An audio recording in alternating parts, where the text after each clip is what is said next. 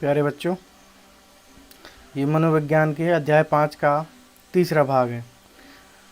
4 अध्याय हम लोग पूरे कंप्लीट कर चुके हैं। 5वें अध्याय के 2 भाग कंप्लीट हो गए हैं और ये 5वें अध्याय का तीसरा भाग है। जिन्होंने पहले वाले अध्याय नहीं देखे हैं वो प्लेलिस्ट में जा कर के देख लें और अपने रजिस्टर बना लें।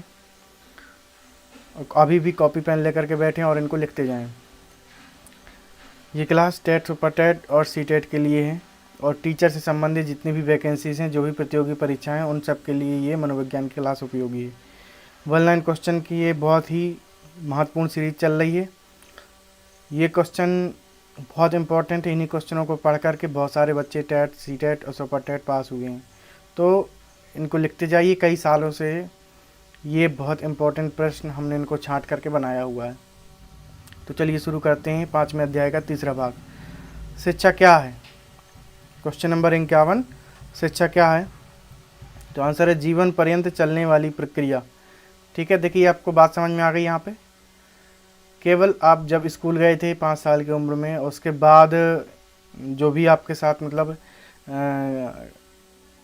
इन्वायरमेंट रहा और उसमें जिसने भी आपने जो विद्यालय शिक्षा ली, 10वीं 12वीं या फिर आपने जो है कि ग्रेजुएशन की शिक्षा ली, उसके आगे जो भी जितनी ज़्यादा आप शिक्षा ले रहे हैं, स्कूली शिक्षा, विद्यालय शिक्षा ले रहे हैं, कॉलेज से, इंस्टीट्यूट से, केवल उसको शिक्षा नहीं कहते हैं। शिक्षा है क्या? जीवन पर्यंत चलने वाली।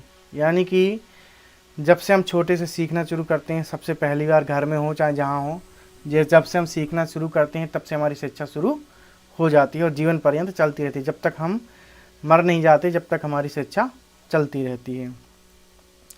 दूसरा, राष्ट्रीय जीवन में शिक्षा का कार्य क्या है? राष्ट्रीय जीवन में शिक्षा का कार्य क्या है?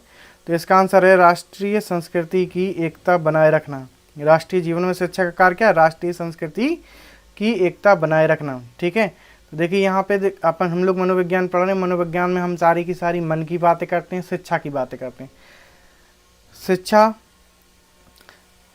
एक ऐसी चीज़ है जिसमें हम अपने राष्ट्र की संस्कृति और एकता को बनाए रख सकते हैं। जाहिर सी बात है, यदि आप शिक्षित नहीं होंगे तो आपको राष्ट्रीय एकता और संस्कृति बनाए रखने में बहुत सारी दिक्कत होगी।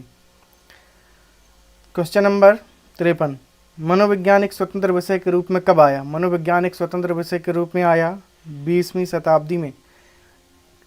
इसके पहले हम बता दें कि इसके पहले जो मनोविज्ञान था वो दर्शन शास्त्र के अंतर्गत आता था। दर्शन शास्त्र की बेटी मनोविज्ञान को कहा जाता है। दर्शन शास्त्र के अंतर्गत आने पर इसमें बहुत सारी पाबंदियां थी, लेकिन अब ये 20वीं शताब्दी में स्वतंत्र विषय के रूप में आ गया है। पहले अलग अलग परिभाषाएं इसकी दी गई और वो सारी परिभाषाएं फेल हो गई। 20 में एक नई परिभाषा निकल के आई जिसको कि मनोविज्ञान की परिभाषा मानी गई है। इसीलिए कहा जाता है कि 20वीं शताब्दी मनोविज्ञान एक स्वतंत्र विषय के रूप में आया है। दूसरा है 54 नंबर क्वेश्चन है, मुक्ति कितने प्रकार की होती है? मुक्ति होती है 2 प्रकार की। ठीक है, एक शारीरिक मुक्ति और मानसिक मुक्ति।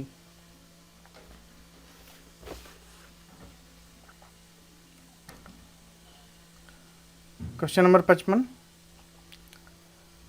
एजुकेटम शब्द किस भाषा से विकसित हुआ है?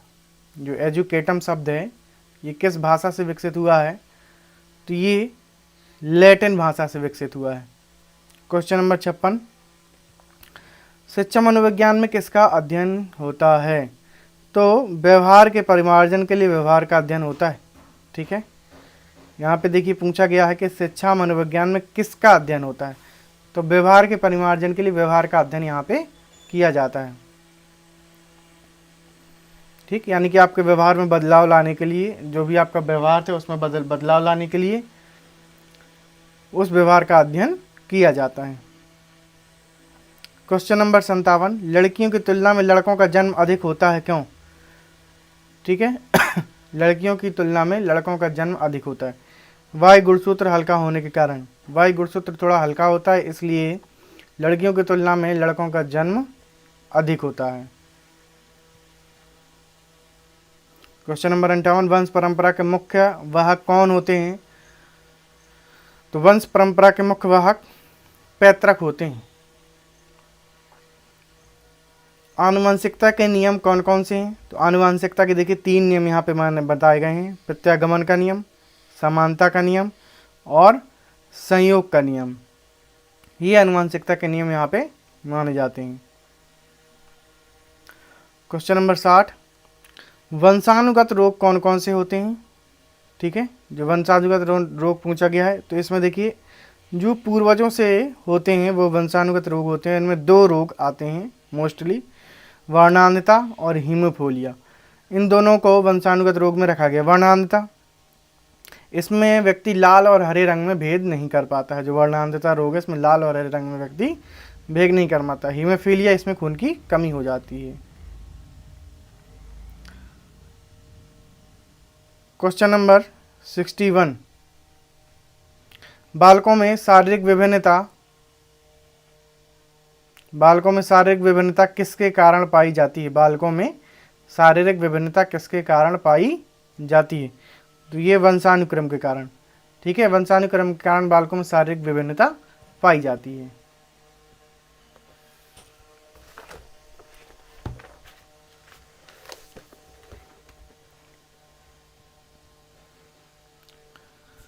क्वेश्चन नंबर 62, ब्राहा वातावरण के अंतर्गत कौन सी परिस्थिति आती है? ब्राहा वातावरण के अंतर्गत कौन सी परिस्थिति आती है? सामाजिक, सांस्कृतिक और भौतिक, ये तीनों परिस्थितियां ब्राहा वातावरण के अंतर्गत आती हैं। क्वेश्चन नंबर 63, शिक्षा मनोविज्ञान का केंद्र क्या है? शिक्षा मनोविज्ञान का केंद्र क्या है? तो बालक। शिक्षा मनोविज्ञान का केंद्र क्या है? बालक है।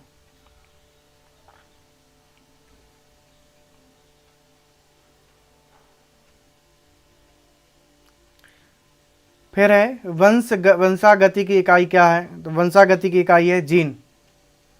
वंशागति की इकाई क्या है? जीन है।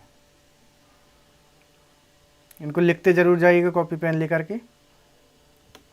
क्वेश्चन नंबर 65, भारत में प्रथम मनोवैज्ञानिक प्रयोगशाला की स्थापना कहाँ की गई है?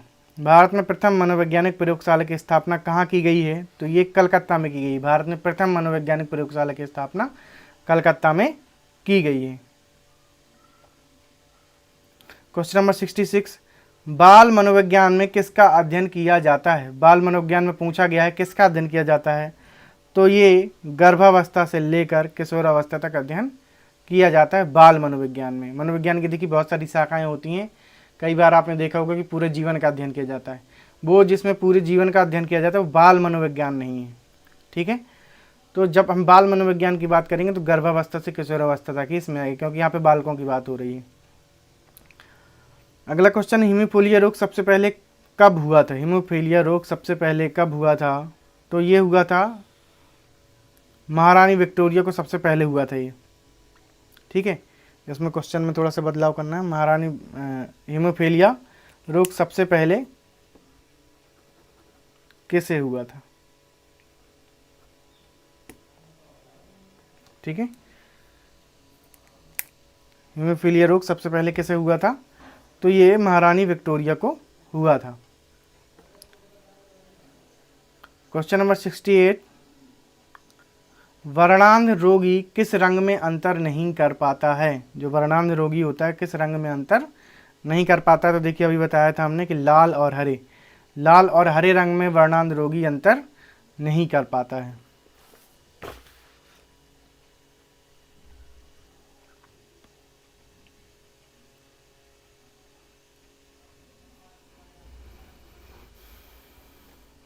क्वेश्चन नंबर 71, मटर का रासायनिक नाम क्या है? मटर का रासायनिक नाम क्या है? तो पाइसम सेटाइवम, ये मटर का रासायनिक नाम है। क्वेश्चन नंबर 72, बालक के विकास के लिए क्या आवश्यक है? बालक के विकास के लिए क्या आवश्यक है? तो देखिए बालक के विकास के लिए क्या क्या आवश्यक है? वातावरण, वंशानुगत और प्रेरणा। ठीक है, बालक के विकास के लिए तीनों चीज़ जरूरी है। वातावरण भी अच्छा होना चाहिए, वंशानुगत भी होना चाहिए, वंश भी उसका अच्छा होना चाहिए और प्रेरणा भी उसको मिलनी चाहिए। तीनों चीज़ों से मिलकर के विकास होता है। वर्णांध व्यक्ति लाल व हरे रंग में भेद नहीं कर पाता, यह कौन सा दोष है? वर्णांध व्यक्ति लाल व हरे रंग में भेद नहीं कर पाता, कौन सा दोष है? ये प्रोटीन दोष है। कौन सा है? प्रोटीन दोष है। क्वेश्चन नंबर 74, व्यवहार के रचना तंत्र का निर्माण कैसा होता है? व्यवहार के रचना तंत्र का निर्माण कैसा होता है? तो वंशानुगत होता है। व्यवहार के रचना तंत्र का निर्माण कैसा होता है? वंशानुगत।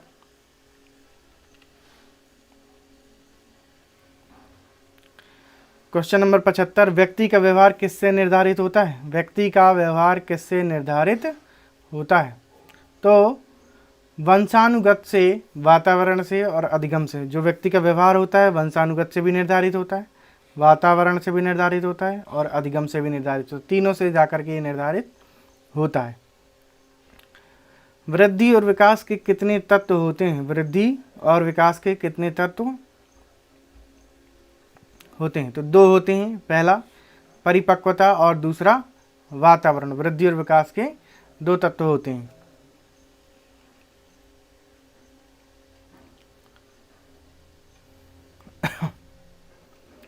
फिर क्वेश्चन नंबर 77, बाल विकास का निर्धारण किसके द्वारा किया जाता है? बाल विकास का निर्धारण किसके द्वारा किया जाता है? तो ये बालक के वंश तथा वातावरण दोनों की जटिल संरचना द्वारा। ठीक है, बालक के वंश तथा वातावरण की जटिल संरचना द्वारा बालक के बाल विकास का निर्धारण किया जाता है।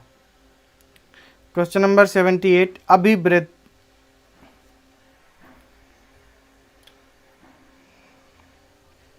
अभिवृद्धि क्या है? यह एक जैविक क्रिया। अभिवृद्धि क्या है? यह एक जैविक क्रिया है। क्वेश्चन नंबर 79, पूर्व बाल्यावस्था का समय क्या है? तो पूर्व बाल्यावस्था का समय है 3 से 6 वर्ष। क्वेश्चन नंबर 80, पिनियल ग्रंथि से किसका विकास होता है? तो मस्तिष्क का। पिनियल ग्रंथि से किसका विकास होता है? मस्तिष्क का विकास होता है।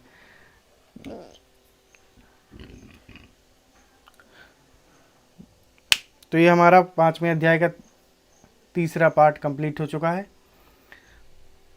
और हम 5वें अध्याय का चौथा पार्ट भी जल्दी लाएंगे। जिसने भी अभी चैनल सब्सक्राइब नहीं किया तो चैनल सब्सक्राइब कर लें, बेल आइकन को दबा दें ताकि आने वाली क्लासेस आपको मिलती रहे।